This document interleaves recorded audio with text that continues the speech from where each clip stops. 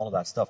But being able to channel that in order to use it in high power applications, that's what makes everything that we value possible. That's what makes surviving the winter a breeze for the vast majority of us. And this is why we have our modern life. This is why we have transportation. It's because we have high power, and the way that we've managed to secure high power, the way that we've built our world, is modern hydrocarbons. And so the thing that people who are afraid of carbon dioxide need to present is they need to make the case that stopping hydrocarbons is going to have such a noticeable effect on the climate that it outweighs the benefits of taking humanity back to the 1500s. They're not going to do that, because you look at how this works out, is that we're trying to calculate the economic consequences of climate change and the economic consequences of our interventions over this has to do with the time preference over, say, 50 to 100 years. But the errors in your measurements and your predictions grow and grow and grow as you move out decades into the future. It's that those justifications will never be forthcoming. They're technically impossible. And so it does go down to basic principles. It's like, do you believe this is a problem that can be solved by intelligent, well-meaning people who are doing central planning? And I've toyed with those ideas and worked on UN committees that are devoted to what are the UN Millennium Goals. And I looked at how that central planning was done, and that's an interesting story in and of itself, because it isn't even cabals of experts. So this committee I was on was composed of ex-presidents and prime ministers and people like that from all over the world. And so you think, well, they have some political and economic expertise. They're putting together the new vision of the UN for the new millennium, let's say. But those aren't the people who are actually making the decisions, because they're completely occupied. They already have lives that are absolutely full. So then the decision-making power falls down the bureaucracy until it lands on the shoulders of someone who has spare time for one reason or another. And they make the decisions in the name of that person. And then all those decisions are aggregated, and there isn't anybody who's in some sense taking central responsibility for that. So the document that I worked on to begin with looked like it was written by people who were stuck in the 1980s. It was all Cold War ideology, essentially, the Northern Hemisphere against the Southern Hemisphere. And so we just stripped all that out. We just took it out. And the reason we were able to get away with that was that we rewrote it. And no one else wanted to rewrite our rewrite. And so it just stuck. And then there was these 200 millennial goals, essentially. And I looked at that and I thought, well, why those goals? And the answer was, well, there was constituencies of interest for each of those goals. And then I thought, well, we need to rank order these, because there's no bloody way we're going to do all 200. And there was no rank ordering. And the reason for that was it would upset all the constituencies. And I thought, well, you get this weird aggregation of things we need to do. And then the impossibility of rank ordering, that means you don't have a priority. Like, what's the most important, and how do you decide that? Well, that problem just wasn't addressed at all. And so it was an object lesson in how these sorts of things work.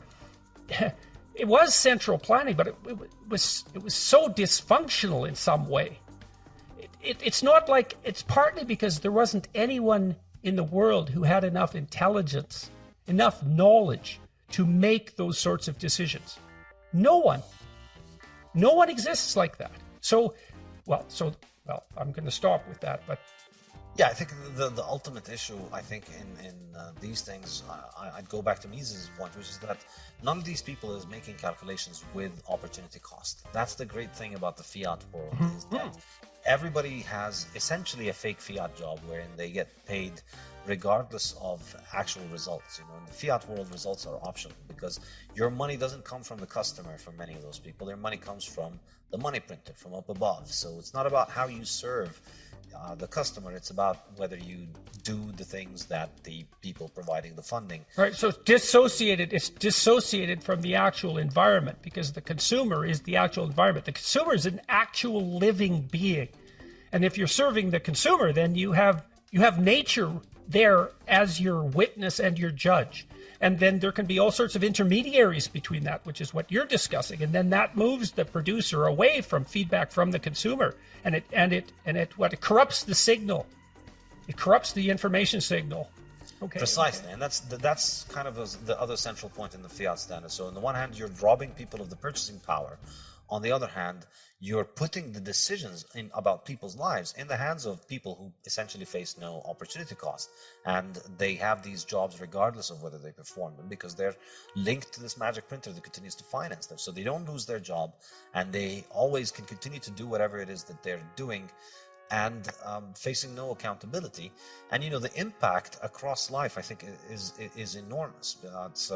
It leads to all kinds of central planning. It leads to and the fundamental problem with this, which you see in the climate change debate, and you see it in the coronavirus restrictions and response, is that all of these people don't understand the concept of opportunity cost. The Zoom warrior class, the people whose lives can be conducted from their internet connection, they're just completely blind to the idea that other people need to leave the house and eat. It's astonishing to watch it, because in their mind, you can call for something like, let's lock everybody at home for a year and a half so that nobody gets sick.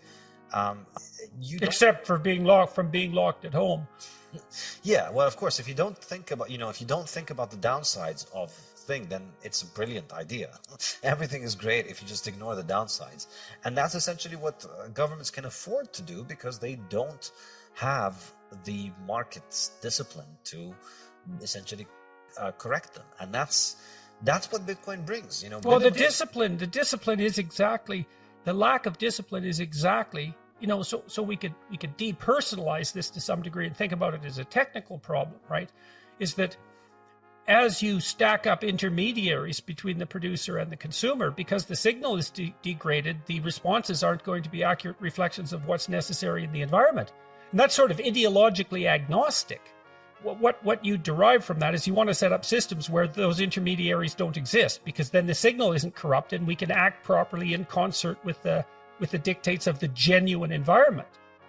Yes, exactly. And in fact, I begin the second section of my Fiat Standard books called Fiat Life. It begins with this idea that all living things face this natural order of the world in which they need to produce more than they consume in order to survive. There's just every cell, every animal, every plant needs to do this. They're constantly working. Or they die. Or they die, exactly. And the only exception to this is essentially the fiat human. Because they don't need to produce, because they can just live off the money printing that comes from them from above. And so I think we've had an enormous section of the population that is not used to the concept of productive work. It's destroyed the concept of the moral imperative of work as service to others, when you take away the fact that work is also the only way to eat. When work becomes optional, it becomes much easier to